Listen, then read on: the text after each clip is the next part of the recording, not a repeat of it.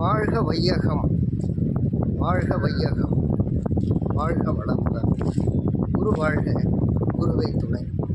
அருட்பேராற்றல் கருணையினால் இயற்கை யோகா மையம் என்று அபிராமி அந்தாதியில் 10வது பாடலை சொல்லி பாடி மகிழ்கிறது. இப்பாடலை படிக்க, பாராயணம் செய்ய, கேட்க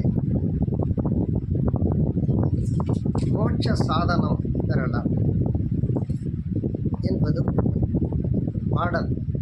நின்றும் இருந்தும் நடந்தும் கிடந்தும் நினைப்பது, நின்றும் இருந்தும் நடந்தும் கிடந்தும் நினைப்பது உன்னை, என்றும் வணங்குவது உன் மலர்தாள்.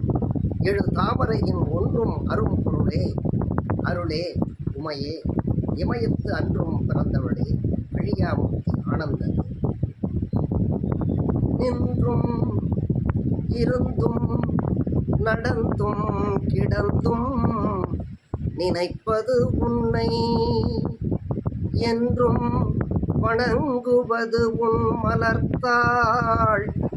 எழு தாமரையின் ஒன்றும் அரும் பொருளே, அருளே உமையே, இமயத்து அன்றும் பிறந்தவளே, அழியா முக்தி ஆனந்தமே. வாழ்க வையகம், வாழ்க வையகம், வாழ்க வளம். அபிராமி அந்தாதியின் இந்த 10வது பாடலை கேளுங்கள். மோட்ச சாதனம், முக்தி சாதனம் பெறுவீர்கள். முக்தி என்பது நிலை முன்னொரு சாதனம் என்பது அருட்பிரகாச வள்ளலாரின் வாக்கு. அந்நிலையை அடைவதற்கு இப்பாடல் பெரிதும் உதவும் என்பது உண்மை.